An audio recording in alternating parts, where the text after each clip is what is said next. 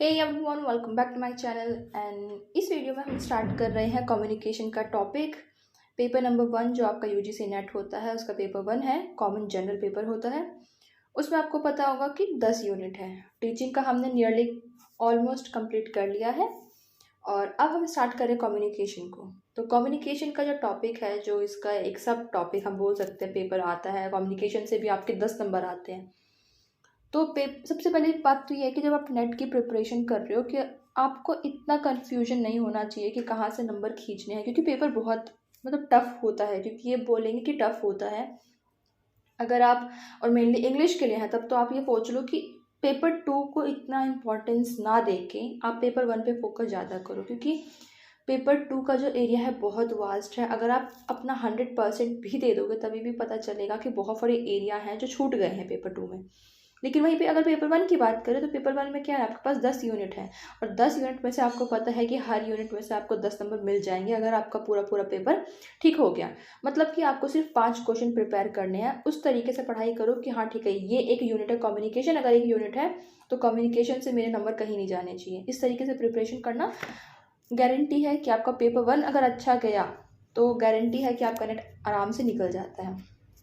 तो कम्युनिकेशन की क्लास शुरू करेंगे। और जिन बच्चों को भी ये लग रहा है कि कम्युनिकेशन बहुत इजी टॉपिक है, ट्रस्ट मी, लगता बहुत कुछ है कि बहुत इजी है, लेकिन आपको पढ़ने की ज़रूरत पड़ती है। बिना पढ़े कुछ नहीं होता है। और पता है, बहुत छोटी छोटी बेसिक सी चीज़ें पूछ लेते हैं और तब लगता है कि यार ये हमने पढ़ा नहीं था, क्योंकि हमें लगा कि बहुत कॉमन सी चीज़ है। तो इसीलिए हर एक चीज़ को आप नोट डाउन कर सकते हो। तो स्टार्ट करते हैं क्लास को। कम्युनिकेशन, अगर हम कम्युनिकेशन की बात करें, एक बार क्वेश्चन पूछा गया था कि कम्युनिकेशन का वर्ड का मतलब क्या है और आपको 4 ऑप्शंस दिए गए। तो सबसे पहले आपको पता होना चाहिए कम्युनिकेशन किन वर्ड से मिलकर बना है। कम्युनिकेशन क्या है, एक लैटिन वर्ड है, ठीक है। कम्युनिस्ट, कम्युनिस्ट यहाँ पे मैंने लिख दिया है कम्युनिस्ट। कम्युनिस्ट क्या है, एक लैटिन वर्ड है। क्योंकि जितने भी वर्ड्स हैं इंग्लिश में मैक्सिमम या तो वो ग्रीक वर्ड है या फिर लैटिन वर्ड है। क्यों? क्योंकि सबसे पहले एजुकेशन सिस्टम अगर आप देखते हो, सोक्रेटिस देखते हो, आप प्लेटो देखते हो, वो कहाँ से थे? वो ग्रीस से थे। उन्होंने पहले अपनी अकेडमी स्टैब्लिश करी। तो आप इस तरीके से समझो कि जब पहली अकेडमी ग्रीक में स्टैब्लिश हुई थी तो ऑब्वियस सी बात है कि बहुत सारे जो वर्ड्स थे वो ग्रीक के होंगे, लैटिन के वर्ड्स यहाँ पर होंगे। तो कम्युनिस्ट जो है वो एक लैटिन का वर्ड है जिसका मतलब क्या होता है, कॉमननेस। अब आप कॉमननेस की बात क्यों कर रहे हो? और सेकंड वर्ड, जिस कम्युनिकेशन जो सेकंड वर्ड से बना है उसका नाम है कम्युनिकेयर, मतलब कि कॉमनेस प्लस कम्युनिकेयर, इन दोनों को मिलाकर आपका कम्युनिकेशन बना है। तो कॉमननेस क्यों बोला गया है? क्योंकि कम्युनिकेशन का मतलब ये नहीं है कि सिर्फ आपने बोल दिया और सामने वाले ने सुन लिया।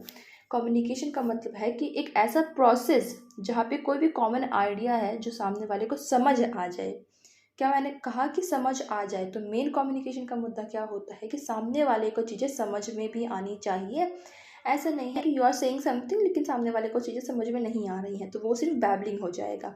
कम्युनिकेशन का मतलब दोनों तरफ से एक कॉमन आइडिया के ऊपर बात हो रही है, दोनों को उसके बारे में पता है और दोनों को समझ में आ रही है, कॉमननेस है दोनों के बीच में, उसे हम बोलते हैं कम्युनिकेशन।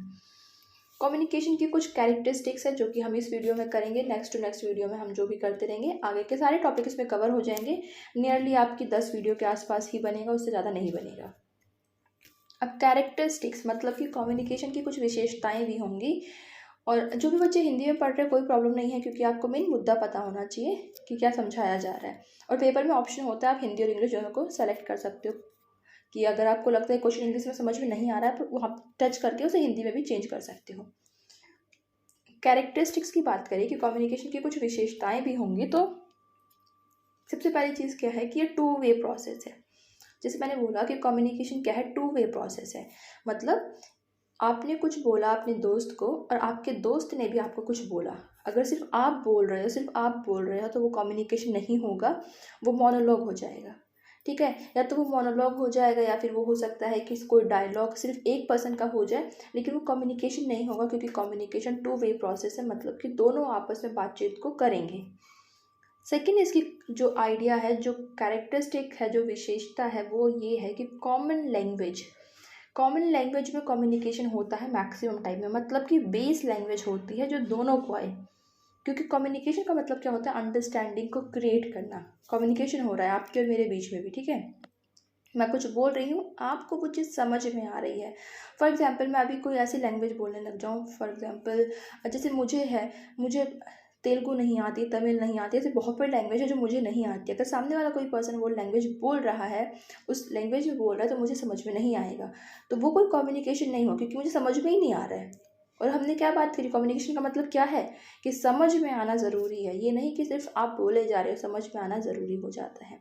इसीलिए क्या सेकंड कैरेक्टरिस्टिक क्या है कि कॉमन लैंग्वेज, एक बेस लैंग्वेज होनी चाहिए। अगर हम बात करें तो हमारी बेस लैंग्वेज क्या है, हिंदी है।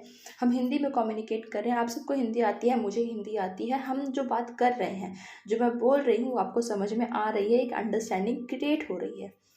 थर्ड कैरेक्टरिस्टिक या फिर विशेषता जो कम्युनिकेशन की है, कम्युनिकेशन संप्रेषण होता है हिंदी में, आई थिंक ये है। थर्ड है हमारी एक्सचेंज ऑफ आइडियाज़, मतलब कि जब तक हम बोलेंगे नहीं तो तब तक सामने वाले को समझ में कैसे आएगा। हमें आइडियाज़ को एक्सचेंज करना है। कम्युनिकेशन क्या है, हम कम्युनिकेशन क्यों करते हैं। फॉर एग्जाम्पल आप और आपके दोस्त खड़े हैं, अब आप दोनों कुछ बात कर रहे हैं, कोई ना कोई तो आइडिया है जो आप शेयर कर रहे हो सकता है आप ये बोल रहे हो कि आज मैंने ये खाया, आपका दोस्त बोल रहा है मैंने आज ये खाया, या फिर आप बोल रहे हो आज मुझे ये वाली क्लास लेनी है, अटेंड करनी है, या फिर आज मैं क्लास नहीं ले पाऊंगा क्योंकि आज मुझे फीवर है। तो ये क्या है, कोई ना कोई आइडिया है जो आप शेयर कर रहे हो, कोई ना कोई आइडिया है जो एक्सचेंज हो रहा है आपके और आपके दोस्त के बीच में। जो भी कम्युनिकेशन करता है आइडिया एक्सचेंज होते हैं। फोर्थ क्वालिटी है इसकी, कैरेक्टरिस्टिक या विशेषताएं हैं इसकी, कंटिन्यूस प्रोसेस है। कम्युनिकेशन क्या है, कंटिन्यूस प्रोसेस है, एक डायनेमिक है। डायनेमिक मतलब जो चीज़ें चेंज होती रहती हैं। ऐसा नहीं है कि कम्युनिकेशन सिर्फ एक दिन की कहानी है, या फिर कम्युनिकेशन है वो सिर्फ एक महीने चलेगा, एक साल चलेगा। ये क्या है, कॉन्टिन्यूसली चेंज होता रहता है। हम अगर बात करते हैं हड़प्पा सभ्यता की, इंडस वैली सिविलाइजेशन की, तब हमने देखा कि लोग वहाँ पर बोल रहे थे। उससे पहले की अगर हम बात करते हैं, पाषाण युग की बात करते हैं, पैलियोलिथिक एज की बात करते हैं, वहाँ पे भी धीरे धीरे लोगों ने कहीं ना कहीं शुरू कर दिया था बोलना। तो क्या है कि तब से लेके अब तक ये प्रोसेस चल रहा है और आगे भी चलेगा। ऐसे नहीं कि कभी ख़त्म हो जाएगा। क्यों, क्योंकि कॉन्टिन्यूस प्रोसेस है। कम्युनिकेशन, विचारों का आदान प्रदान या फिर अपने आइडिया को एक्सचेंज करना, एक्सचेंज ऑफ आइडियाज़, ये क्या है, एक कॉन्टिन्यूस प्रोसेस है और ये इसकी बहुत बड़ी विशेषता है। नेक्स्ट क्वालिटी है, ये वर्बल और नॉन वर्बल दोनों तरीके से हो सकता है। मतलब हिंदी में मौखिक और अमौखिक। तो वर्बल और नॉन वर्बल ये एक बहुत बड़ी विशेषता है। मतलब अगर आप बोल रहे हो तो वो वर्बल हो गया, नहीं बोल रहे हो नॉन वर्बल हो गया। फॉर एग्जाम्पल आप बोल कर किसी से बात कर, कम्युनिकेशन कर रहे हो, आपने कुछ बोला, आपके मुंह से वो आवाज़ निकली, तो ये वर्बल है। नॉन वर्बल भी हो सकता है, जैसे कि आपने विंक कर दिया, या फिर आपने हाथों से इशारा कर दिया जाने का, या फिर आप इशारा कर रहे हो कि मैं थक गई हूँ, तो वो सब क्या है, नॉन वर्बल है। आपने कुछ बोला नहीं है, लेकिन जो आपका बॉडी जेस्चर है वो बता रहा है, आपकी बॉडी लैंग्वेज बता रही है कि आपने कोई चीज़ बोली है और सामने वाले को चीज़ समझ आ गई है। कम्युनिकेशन क्या है, सामने वाला समझ जाए। तो आपने कुछ ऐसे इशारे किए बॉडी लैंग्वेज से, या फिर किसी भी चीज़ को दिखाया जो वर्बल नहीं था, सामने वाला से समझ गया। नेक्स्ट है, इसके नेक्स्ट क्वालिटी क्या है, नेक्स्ट क्या है कि कम्युनिकेशन परवेसिव है। मतलब कि हर एक आस्पेक्ट को लाइफ के कवर करता है। जैसे कि अगर आप कम्युनिकेशन करते हैं तो ऐसा नहीं है कि आप सिर्फ बोल रहे हैं, वहाँ पे लिसनिंग भी हो रही है, स्पीकिंग भी हो रही है और अंडरस्टैंडिंग भी क्रिएट हो रही है। तो इसीलिए बोला जाता है कि ये हर आस्पेक्ट को कवर करेगा। ऐसा नहीं है कि सिर्फ एक ही आस्पेक्ट है। लाइफ में आप क्या करते हो, आप बोलते हो, सुनते हो, अंडरस्टैंड करते हो, कई बार माइंड में सोचते हो, वर्बल कर रहे हो, नॉन वर्बल कर रहे हो। तो हर एक आस्पेक्ट, हर एक चीज़ को कवर करता है, तो ये परवेसिव है। नेक्स्ट क्वालिटी है इसकी, कैरेक्टरिस्टिक है म्यूचुअल अंडरस्टैंडिंग। मतलब कि दोनों के बीच में एक म्यूचुअल अंडरस्टैंडिंग क्रिएट की जाती है कि जो दोनों लोग हैं वो समझ रहे हैं, उसको जो बोला गया वो म्यूचुअल अंडरस्टैंडिंग क्रिएट कर रहा है। नेक्स्ट क्वालिटी जो कि 8 है वो है इंटेंशन और अनइंटेंशन दोनों हो सकती है। अब इंटेंशन तो होती है कि ठीक है आप कुछ बोलना चाहते हो, आपने इंटेंशन किया, आपने सोचा, आप बोलना चाह रहे हो, इंटेंशनली है, आपने बोल दिया, सामने वाले को चीज़ वो समझ आ गई। कभी कभी क्या होता है, अनइंटेंशनल भी होता है। मतलब आप बताना नहीं चाहते, जताना नहीं चाहते, बट स्टिल कम्युनिकेशन हो गया। जैसे कि आप किसी दिन ऑफिस में गए, या फिर आज आप कहीं गए और आज आप बहुत ही शांत दिख रहे हो। वैसे आप बहुत आप बहुत ज़्यादा बातचीत करते हो, बहुत ही केयर फ्री पर्सन हो, लेकिन आज आप गए, आप बहुत शांत तरीके से बैठे हुए हो, किसी से ज़्यादा बातचीत नहीं कर रहे हो, हंस नहीं रहे हो, उतना उस तरीके से कर नहीं रहे हो। तो ये क्या हुआ, अभी भी एक कम्युनिकेशन हुआ, एक कम्युनिकेशन सामने वाले के पास गया कि आज कुछ ना कुछ आपके पास दिक्कत चल रही है। हो सकता है आप परेशान हो, कोई स्ट्रेस हो, एंजाइटी हो, कुछ भी है, लेकिन आज कुछ दिक्कत है जिसकी वजह से आप परेशान हो, स्ट्रेसफुल हो।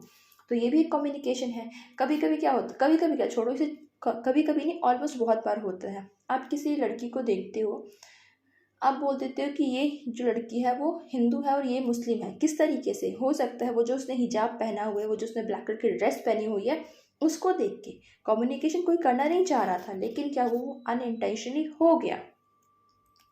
उसके बाद क्या है नेक्स्ट क्वालिटी? फॉर्मल और इनफॉर्मल। ये तो आपको पता ही होगा। फॉर्मल मतलब कि जो क्लासरूम में होता है, बहुत ही ऑफिशियल तरीके से होता है। आप टीचर से बात कर रहे हो, बहुत ही रिस्पेक्ट से अपनी एक टोन को मेंटेन करके बात करते हो, कुछ भी बकवास नहीं करने लगा था कोई भी। वहीं पे एक इनफॉर्मल बात होती है जो हम अपने दोस्तों से करते हैं, हम उसमें कुछ भी बोलते हैं, कैसे भी वर्ड्स यूज़ करते हैं, वहाँ पे वो इनफॉर्मल लैंग्वेज है, इनफॉर्मल कम्युनिकेशन है। नेक्स्ट है इसका, डायरेक्ट भी हो सकता है कम्युनिकेशन और इनडायरेक्ट भी हो सकता है। डायरेक्ट मतलब, डायरेक्ट जो होता है वो हमारा होता है सिंक्रोनियस। ये आपको याद रखना है, सिंक्रोनियस एंड असिंक्रोनियस। ये पेपर में बहुत बार आता है और बहुत कन्फ्यूजन हो जाती है कि कौन सा है। तो डायरेक्ट मतलब face to face. Face to face का मतलब ये नहीं है, आप जैसे क्योंकि डिजिटल का ज़माना आ गया है तो फेस टू फेस में आप इसे भी इंक्लूड कर लो कि जहाँ पर भी आपको इंस्टेंट रिप्लाई मिल जाता है, वो आपका डायरेक्ट कम्युनिकेशन है। जैसे कि आपका सिंक्रोनियस, सिंक्रोनियस जो है वो डायरेक्ट कम्युनिकेशन बोला जाता है। क्यों? आप फेस टू फेस किसी से बात कर रहे हो, बहुत ही डायरेक्ट है, उसी के टाइम पे आपको रिप्लाई मिल जाएगा। आप व्हाट्सएप पे किसी से बात कर रहे हो, ये क्वेश्चन आई थिंक एक बार पूछा गया था कि जो व्हाट्सएप है वो किस में आएगा, तो वो सिंक्रोनियस में आएगा। क्योंकि व्हाट्सएप किस लिए बनाया गया है? इंस्टेंट मैसेज के लिए बनाया गया है। आप मैसेज करते हो, आपको तुरंत रिप्लाई मिलता है, तो ये डायरेक्ट हो जाएगा। तुरंत के तुरंत आप कॉल पे बात कर रहे हो किसी से, आपने कुछ बोला, आपको रिप्लाई मिल गया, ये सिंक्रोनियस है। आप वीडियो कॉल पे बात कर रहे हो, ये सिंक्रोनियस है।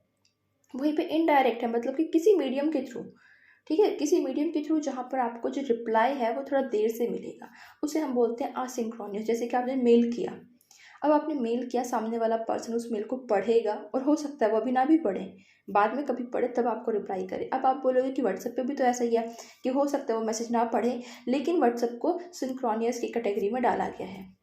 लेटर है, आप किसी को लेटर लिख रहे हो, वो लेटर उसको मिलेगा, वो इंसान उसको पढ़ेगा, उसको रिप्लाई करेगा, आपको टाइम लग जाएगा आंसर मिलने में, तो ये इनडायरेक्ट है, मतलब कि फेस टू फेस नहीं हुआ और टाइम लग गया।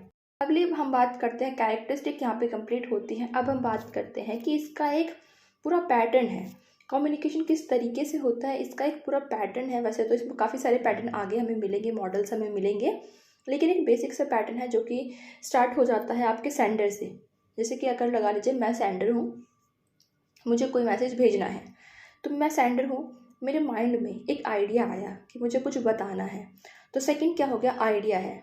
तीसरी चीज़ क्या है कि मैं मेरे माइंड में जो आइडिया आया है, मैं उस माइंड के आइडिया को किसी वर्ड में इनकोड करूँगी, मैं उसे लिखूँगी या फिर सोचूंगी, उसे लैंग्वेज में इनकोड करूँगी, और उसके बाद थ्रू एनी चैनल मतलब हो सकता है प्रिंट हो, इलेक्ट्रॉनिक हो, कोई भी चीज़ है, किसी चैनल के थ्रू मैं भेजूंगी। उसके बाद रिसीवर आप हो, अगर आप रिसीवर हो तो आप 5वें नंबर पर है कि आप रिसीवर हो, आपको मैसेज मिला, आपने मेरे उस मैसेज को डिकोड किया अपने माइंड में, ये 6th है। और 7th क्या हुआ? आपने मुझे एक फीडबैक दिया कि ठीक है, जो तुमने बोला मैं कर दूंगा या कर दूंगी, या फिर जो तुम कर रहे हो वो सही नहीं है, गलत है, कोई भी चीज़ है, जो भी फीडबैक आप दे रहे हो, आप कोई आंसर दे रहे हो, कोई क्वेश्चन कर रहे हो फिर से, तो ये एक पूरा प्रोसेस इसमें चलता है। अब बात आती है कि कम्युनिकेशन में कुछ 4S है, ये आपको याद रखना है। 4S है, 7 C's है, बहुत इंपॉर्टेंट है। 7 C हम कल की क्लास में करेंगे, आज की क्लास में 4S आपको याद रखना है। S मतलब शॉर्टनेस, कि आपका जो मैसेज है, कीप द मैसेज शॉर्ट, कि आपका जो मैसेज है उसे छोटा रखो, जितना छोटा हो सके। अगर आप कोई चीज़ एक लाइन में बोल सकते हो तो उसको बोलने के लिए 4-5 लाइन यूज़ मत करो, अपने मैसेज को छोटा रखो। एक ऐसा हो गया। दूसरा ऐसा है सिंप्लिसिटी, मतलब जब आप कम्युनिकेशन करते हो तो आपको सिंपल वर्ड्स यूज़ करने, बॉम्बास्टिक वर्ड्स यूज़ नहीं करने हैं। जैसे कि अगर आप कुछ लिख रहे हो लिटरेचर में, तब आप अपने जो आपका लिटरेरी माइंड है आप उसको शो करना चाहते हो, आपका लिटरेरी अवेयरनेस उसको शो करना चाहते हो, तो आप बहुत सारे ऐसे फैसिनेटिंग वर्ड यूज़ करते हो कि सामने वाले को लगे कि आपको ये वर्ड्स पता है। लेकिन कम्युनिकेशन में ऐसा नहीं है। कम्युनिकेशन का मेन मुद्दा क्या है? कि चीज़ें समझ में आ जाए, इसीलिए क्या बोला गया कि सिंप्लिसिटी होनी चाहिए। नेक्स्ट है एस, स्ट्रेंथ। स्ट्रेंथ मतलब कॉन्फिडेंस कितना है आपके अंदर। अगर आप कुछ बोल रहे हो, अगर मैं कुछ बोल रही हूँ, मेरे अंदर वो कॉन्फिडेंस ही नहीं है, मैं बोल रही हूँ कि ठीक है हमें ये चीज़ पढ़नी है क्योंकि ये आती है, लेकिन आपको लग रहा है कि यार इसे खुद ही कुछ नहीं पता है, तो क्या हुआ? वहाँ पे कॉन्फिडेंस नहीं है, आप मेरी बात को यकीन नहीं करोगे। लेकिन वहीं पर मैं कुछ बोलती हूँ विद कॉन्फिडेंस, स्ट्रेंथ, तो आप समझोगे कि हाँ इसकी बात में दम है, कॉन्फिडेंस है, मतलब कि ये जो बोल रही है वो सही बोल रही है। नेक्स्ट जो 4S है वो है सिंसेरिटी, मतलब कि मैनर्स होने चाहिए। अभी भी आप कुछ बोलते हो उसमें सिंसेरिटी होनी चाहिए, बहुत ही तरीके से, हम्बल होके, इस तरीके से बोला जाए कि सामने वाले को वो चीज़ पसंद आए। ऐसा नहीं कि आप किसी भी टोन में किसी से भी बात कर रहे हो, उसमें क्या हो चाहिए, सिंसेरिटी होनी चाहिए, मैनर्स होने चाहिए। तो यहीं पे आज की क्लास हमारी ख़त्म होती है, जो कि थी कम्युनिकेशन की। कम्युनिकेशन का मीनिंग, कम्युनिकेशन किस वर्ड से निकला है, कैरेक्टरिस्टिक्स, उसमें आपका जो मॉडल है कि सेंडर होगा उसमें एक आइडिया आएगा, वो इनकोड करेगा, आप रिसीवर को मिलेगा, फिर डिकोड करेगा, फीडबैक आएगा, एंड 4S, ये चीज़ आपको याद होनी चाहिए। आप छोटा सा नोट बना सकते हो अपनी कॉपी में। And I will see you in the next video, जो कि होगी इफेक्टिव कम्युनिकेशन के लिए हम क्या क्या कर सकते हैं, जो कि बुक में बोला गया है। हम नहीं कर सकते क्योंकि हमारी राय कोई नहीं पूछता है, लेकिन अकॉर्डिंग टू रूल्स जो हमारे 7 C's हैं वो क्या होते हैं। सो या बाय बाय।